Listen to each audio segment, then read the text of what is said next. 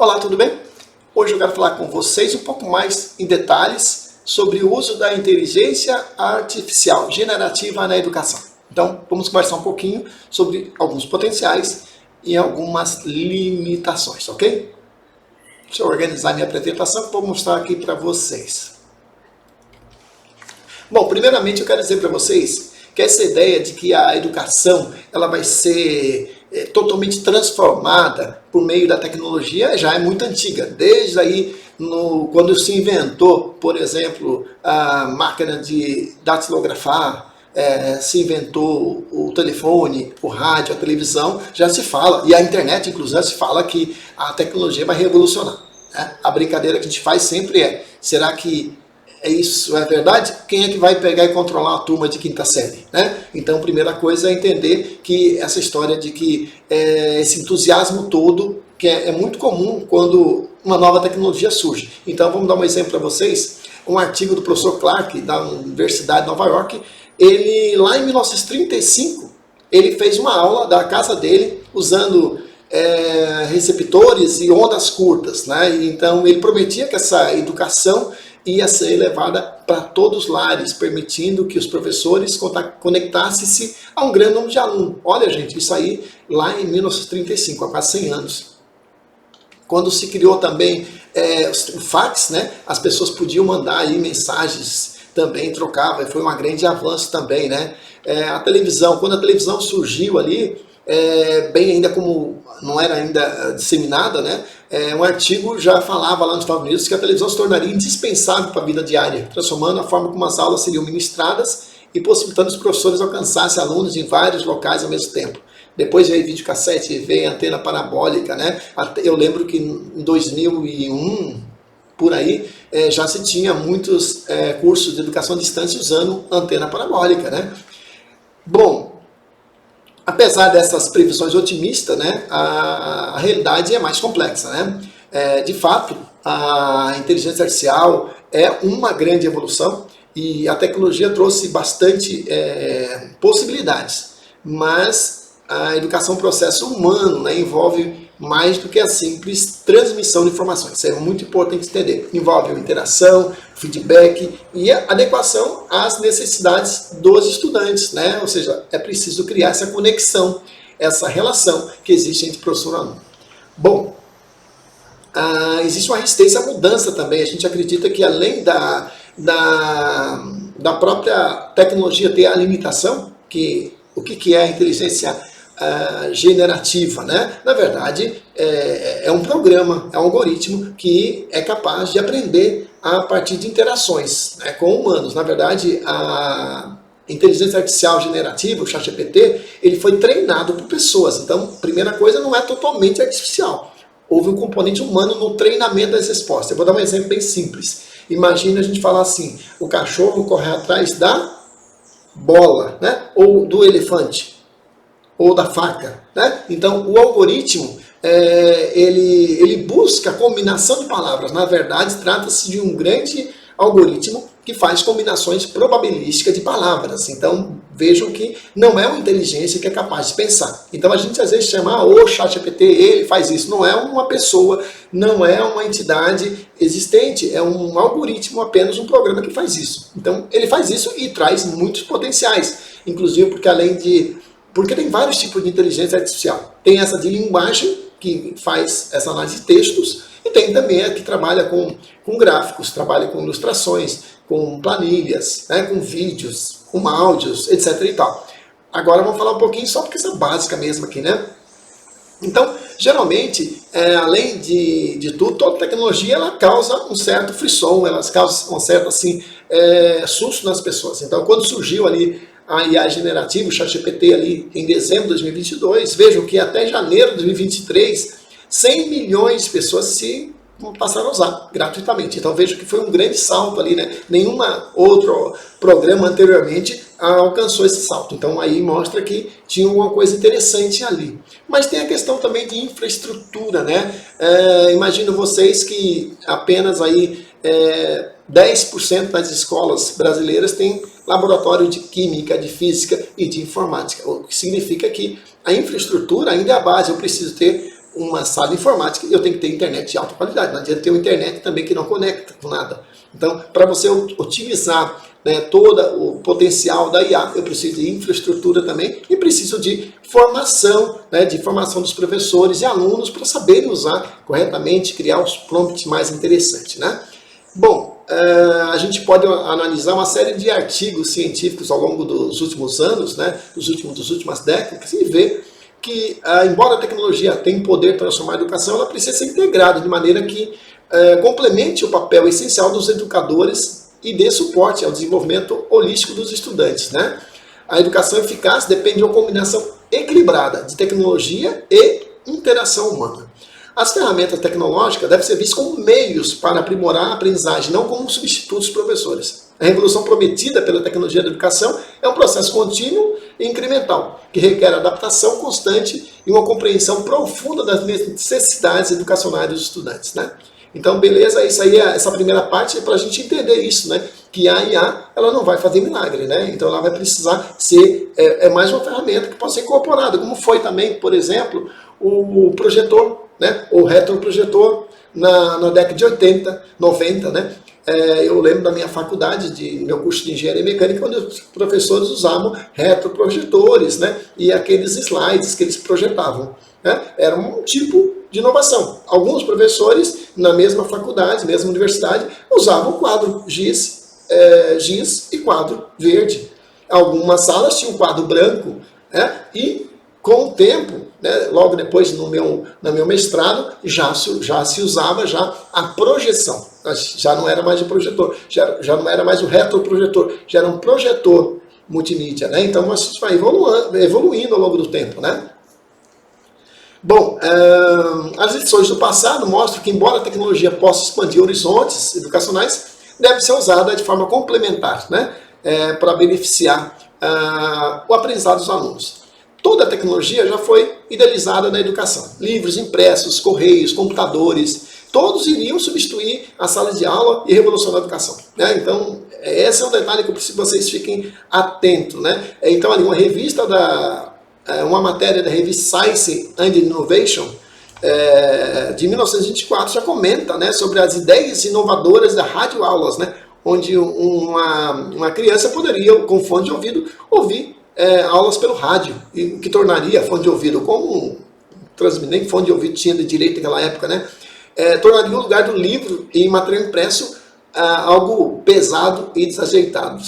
Nessas revistas tinha também um esquema mostrando como o futuro das universidades usaria a televisão para transmitir imagens além do áudio, né? O que resolveria o desafio do ensino remoto de matérias como geometria, que precisava de gráfico. Várias tecnologias acabaram ajudando e ficaram, só que nenhuma delas realmente mudou radicalmente o processo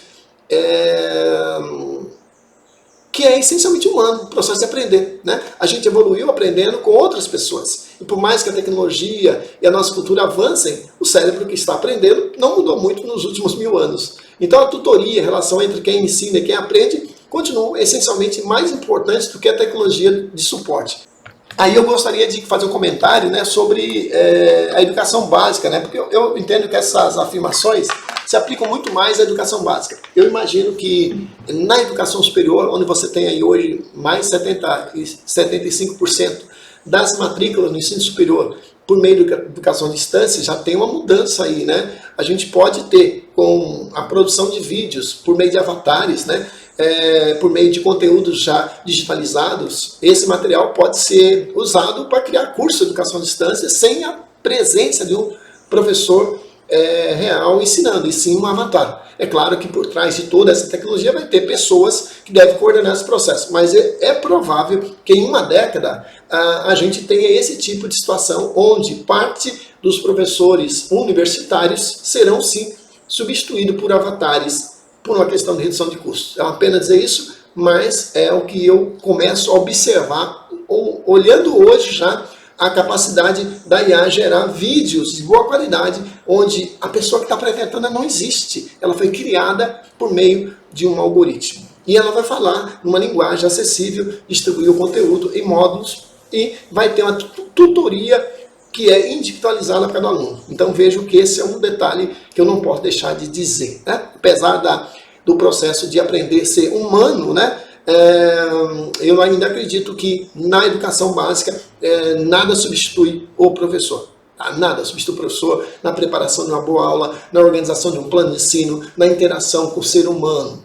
Mas na educação superior é provável que parte dos professores possam ser substituídos, sim, infelizmente, né? Porque eu ainda acredito na interação homem, o ser humano, para a gente aprender melhor. Algo interessante, mas que tem que ser avaliado como uma possibilidade. Bom, gente, dito isso, né, a gente precisa agora dar sequência, né? Então já fiz aqui esse panorama para vocês, porque existe aí uma tendência também nos próximos anos de não só a inteligência artificial, ChatGPT, Gemini, ou mesmo o Copilot, essas inteligências mais famosas, ou Alexa, tudo isso aí ser colocado também em androides, em robôs, né? Robôs humanoides, né? Que estão em teste no Japão, na China, nos Estados Unidos atualmente. Então várias universidades vêm fazendo testes com robôs humanoides que vão ter incorporado em si a inteligência artificial, de uma forma a que humanize o processo de comunicação com IA. Vai chegar um momento, eu não sei se vocês se lembram do filme Blade Runner, ou mesmo aquele filme chamado Inteligência Artificial, onde a gente tem ali uma situação onde fica difícil reconhecer o que é um robô e o que é um ser humano. Então, isso pode acontecer aí nas próximas décadas, né? Aí me lembra muito também esse momento, um livro de Isaac Asimov, que parece que são, acho que os 9 amanhãs, desculpe se for 9 ou 7, acho que são 9 amanhãs, onde o Isaac Asimov conta num dos são 9 contos, né? Num deles, quando a criança chega à idade de 7 anos, ela vai lá, coloca um capacete e todo o conhecimento da humanidade para aquela idade é transferido para aquela criança. Então ela não vai para a escola. Depois ela volta lá com 18, 17 anos, recebe todo aquele conhecimento para a vida adulta, recebe uma profissão. E o computador, a inteligência artificial, ela escolhe quais são os estudantes que vão receber esse conhecimento e quais são as crianças, os adolescentes que vão seguir para o ensino tradicional. Né? Então vejo que a própria máquina já tem um componente ali, ela pega, descobre aquelas pessoas que são especiais, são extraordinárias, pega essas pessoas e leva para uma formação tradicional, que é a pessoa que vai levar à frente o conhecimento, enquanto as outras vão reproduzir apenas o conhecimento criado pela humanidade até então. Lembrar desse livro, eu vou colocar na descrição para vocês. Né? Vamos lá então para a segunda parte. Bom, dito isso, né, é bom então deixar claro que a inteligência artificial que temos até o momento, agora são grandes modelos de linguagem como o Gemini, o ChatGPT, o Copilot. Elas não são inteligentes, está bem claro, não raciocinam. Por isso que o professor Michael Nicolelis, né, ele fala bem que a inteligência artificial nem é inteligente, nem é artificial. Porque, na verdade, a inteligência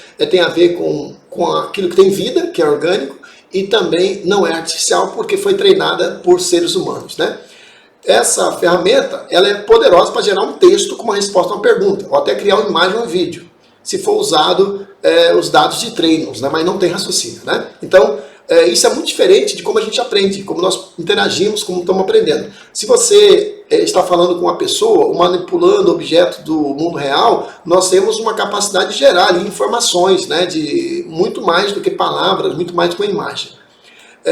Nós, seres humanos, somos capazes de absorver muita quantidade de informação com um treino muito mais simples do que modelo de linguagem. Precisa centenas de milhares de livros para treinar o relacionamento entre as palavras. Entender o processo, como nós aprendemos, é fundamentalmente diferente de como os modelos são treinados. Isso é muito importante para entender, né, como eles podem gerar também conteúdo errado. Então tem uma questão chamada alucinação, que é quando você faz uma pergunta para o algoritmo e ele responde algo totalmente sem sentido, mas do ponto de vista ortográfico está correto, né?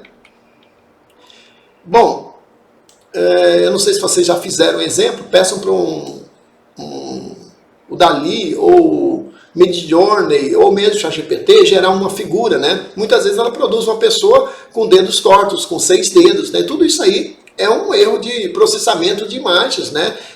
E que ainda são as limitações do modelo de produção. Acredito que em uma década isso aí estará resolvido, né?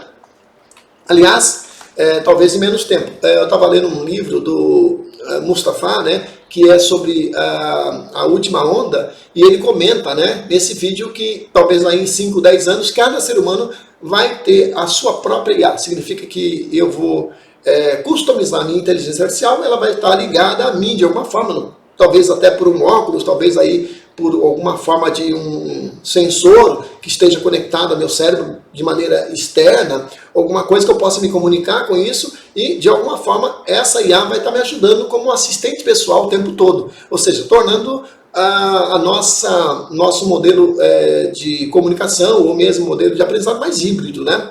Homem-máquina. Então é importante observar isso.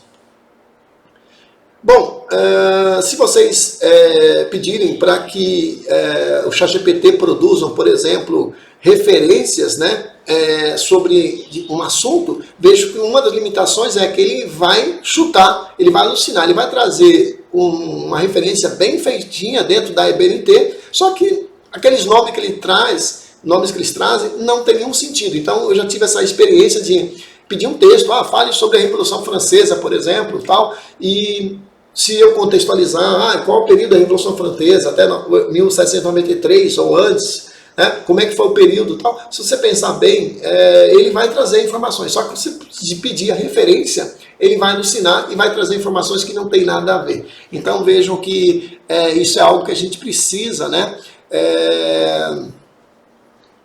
cuidar também quando usa o ChatGPT. Temos uma grande preocupação também, que é sobre a produção acadêmica, né? Imagina, por que um aluno aprende redação na escola, né? Porque a redação, na verdade, é uma forma de argumentação sobre um conteúdo, sobre um tema. Desenvolver o espírito crítico, né? Analisar prós e contras, vantagem e desvantagem, vários lados da mesma história, né? Então você pega ali, por exemplo, muita gente acredita que Israel está errado quando se defende ali em relação à faixa de Gaza, ao Hamas. Outras pessoas acham que o Hamas tem direito, né, de fazer esse processo de terrorismo por uma questão histórica. Então, são assuntos polêmicos. Eu trouxe um bem polêmico, por exemplo, né, que eu tenho amigos que têm visões diferentes. Bom, cabe ao aluno tentar trazer ali elementos que justificam cada caso e tirar uma conclusão. Essa é a ideia da redação.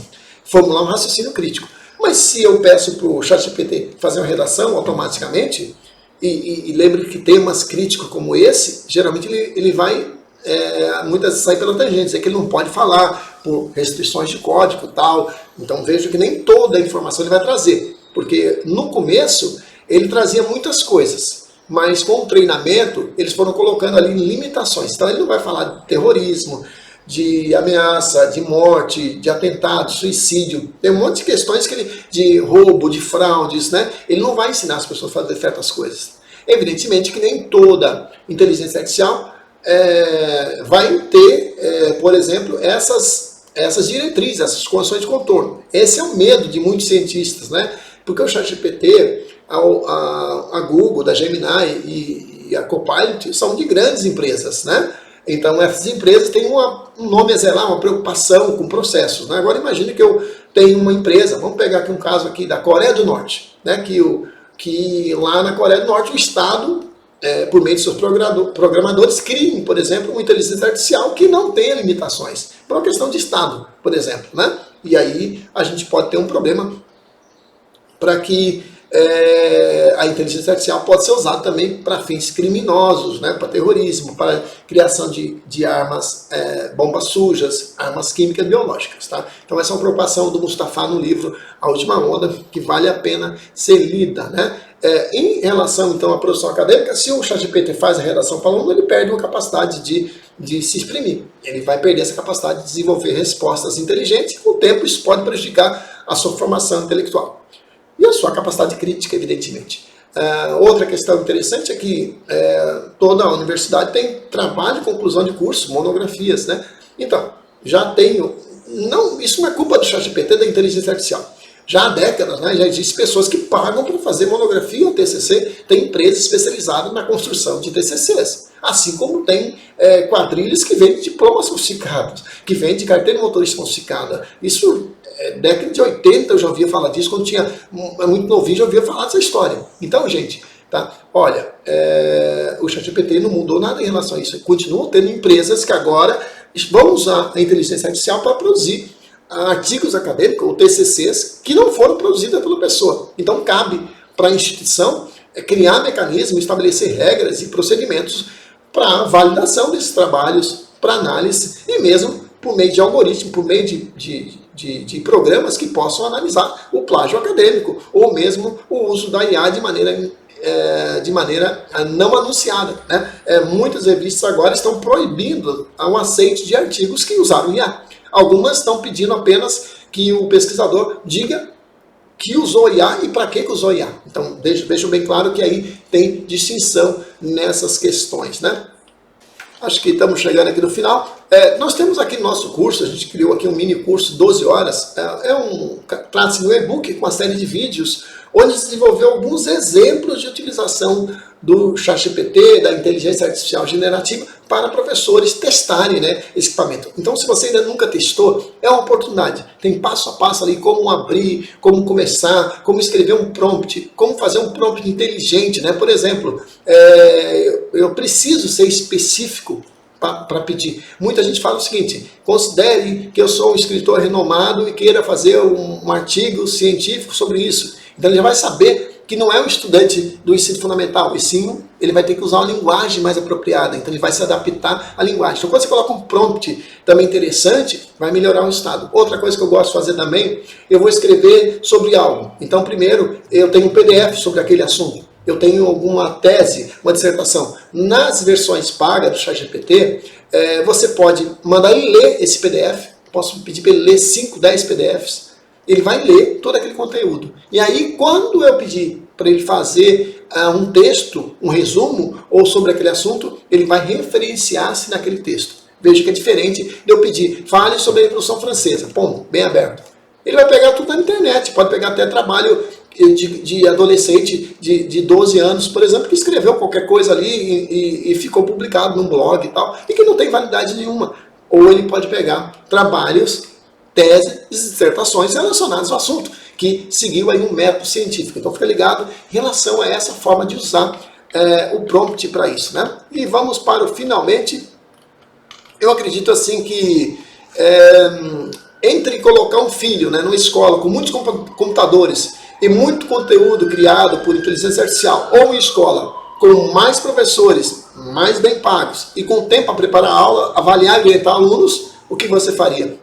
Você colocaria seu filho numa escola que só tem computadores e que não tenha professores bem remunerados com tempo para preparação de aula? Então essa é uma condição que eu gosto muito da nossa instituição, o Instituto Federal Santa Catarina e os institutos federais. Nós temos aí uma quantidade de tempo que a gente usa para preparar nossas aulas. E isso é interessante, porque eu dou hoje 16, 18 aulas, esse tempo que eu dou aula é uma parte do meu tempo. As outras 20 horas eu uso para preparação. E com isso eu posso sempre estar trazendo ali um conteúdo mais aprimorado para cada grau de dificuldade, de cada tipo de turma. Então se eu dou aula para engenharia, eu uso um tipo de linguagem. Se eu dou aula para o adolescente no integrado é outra linguagem. E para os subsequentes, que são adultos, eu uso outra linguagem. Um grau de profundidade. Então eu adapto os conteúdos de acordo com o estudante. Esse trabalho exige tempo de preparação. Algo que eu acredito que nenhuma inteligência artificial vai substituir. Então fica aí a dica, né? Pessoas aprendem com pessoas. Máquinas estão aí para nos ajudar, mas não substitui a interação humana. Valeu? Até a próxima conversa sobre inteligência artificial na educação.